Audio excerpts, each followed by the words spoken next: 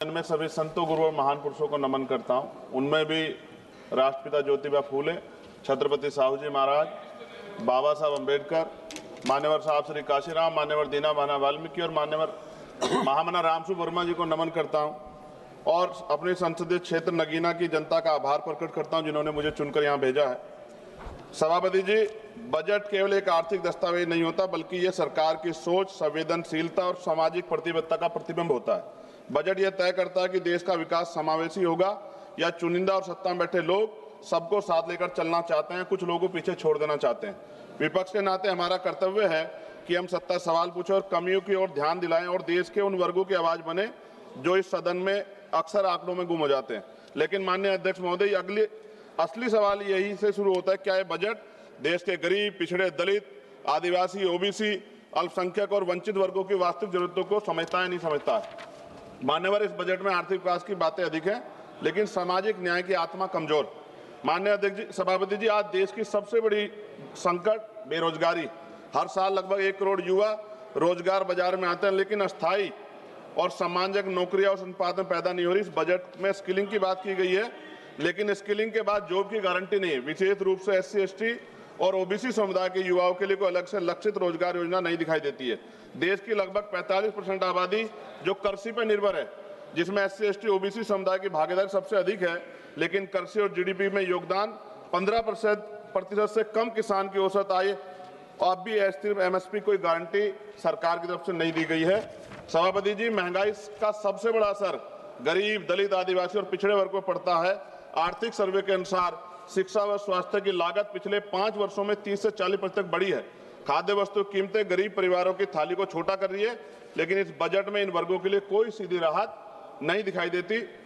सभापति जी, SC, ST और OBC वर्ग के मुख्य रूप से सरकारी स्वास्थ्य ये वर्ग है, ये मुख्य रूप से सरकारी स्वास्थ्य व्यवस्था पर निर्भर है, लेकिन भारत आज भी स्वास्थ्य पर GDP का केवल 2% खर्च करता है और ग्रामीण और आदिवासी क्षेत्रों में डॉक्टरों की और अस्पतालों की भारी कमी है। इस बजट में सार्वजनिक स्वास्थ्य ढांचे को मजबूत करने के लिए कोई निर्णायक वित्तीय छलांग नहीं। सभापति जी, शिक्षा के माध्यम जिससे सामाजिक असमानता टूटती है, लेकिन इस बजट में शिक्षा पर खर्च GDP के लगभग 3% के आसपास और SC, ST, OBC के छात्रों की छात्रवृत्ति में देरी और अनिश्चितता बनी हुई है। शिक्षा गरीब परिवारों की पहुंच से बहुत दूर है। यह स्थिति समान अवसरों की अवधारणा को कमजोर करती है। सभापति जी, SC, ST, OBC के कल्याण के लिए सबसे बड़ी जिम्मेदारी राज्यों के पास होती है, लेकिन राज्यों के हिस्से की धनराशि सीमित है।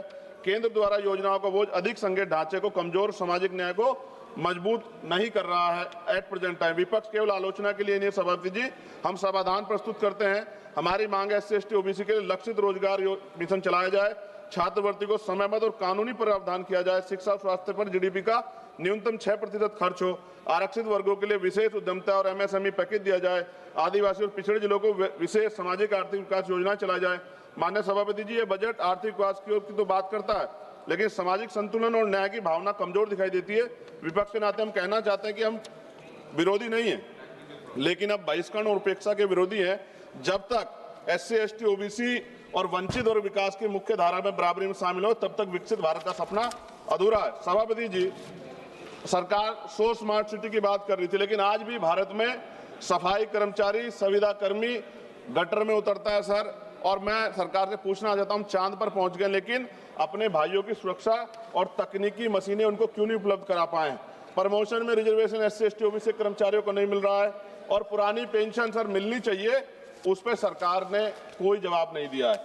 सभापति जी, बिजली के दाम उत्तर प्रदेश में देश की अपेक्षा, खत्म करूंगा सर, राष्ट्रपति भाषण पे भी आप देख रहे हैं मौका नहीं मिला, 12 दिन बाद मौका मिला, तो जल्दी खत्म करो, कुछ मांगे तो अन्य राज्यों की तुलना में सर हमारे यहाँ यूपी में ज्यादा है, जिसमें किसान, बुनकर, छोटे उद्योग और आम उपभोक्ता प्रभावित होते हैं। और गैस सिलेंडर सर जब चुनाव आता है तो सब जगह 500 का और चुनाव के बाद सर 1000 रुपए का, ये मजाक उड़ता है सर गरीबों का।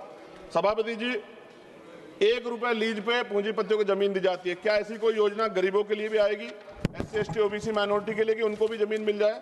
साथ साथ सरकार दिवाली, तमाम जो धार्मिक आयोजन है सर, उन पर बजट देती है, लेकिन SC, ST, OBC के जो महापुरुष हैं सर, जैसे बुद्ध पूर्णिमा कार्यक्रम होता है, रविदास जयंती जी का कार्यक्रम होता है, अम्बेडकर जयंती का, फूले जयंती का, पेरियार जयंती का, बिरसा मुंडा जयंती का, इन तमाम उस पर तो कोई बजट नहीं आता सर। और BT एक्ट सर, बोध गया सौंपा जाना चाहिए बुद्धों को सर। बहुत दिन से उनका आंदोलन चल रहा है, कल से आंदोलन हो रहा है सर। और अहिल्याबाई होलकर जी की देखिए आप मूर्ति तोड़ दी गई और बाबा साहब का पोस्टर जला रहे हैं सर मध्य प्रदेश में। सरकार ध्यान नहीं दे रही। आप अपनी मांग सर, हाँ मांग रख रहा हूँ सर। ऑलरेडी साथ एक और प्रधानमंत्री आवास योजना का दावा है और उत्तराखंड के नैनीताल में हल्द्वानी में गरीब परिवारों को बेघर करने के लिए मकान तोड़े जा रहे हैं सर। कृपया पंजाब में जो बाढ़ आई थी सर, एक मिनट दीजिए सर, एक मिनट दीजिए। पंजाब में जो बाढ़ आई थी उनके लिए कोई विशेष योजना नहीं है और जातिगत जनगणना में जो सर ओबीसी का कॉलम नहीं जोड़ा सर। मेरे लोकसभा क्षेत्र नगीना में हस्त निर्मित पेंटिंग ब्रुश कुटीर उद्योग, यह उद्योग पूरी तरह से हाथ से चलता है।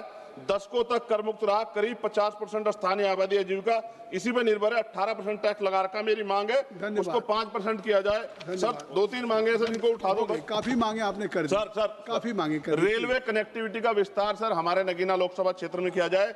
राष्ट्रीय और राज्य मार्गों सर, ग्रामीण क्षेत्रों में सड़कों की हालत बड़ी खराब है।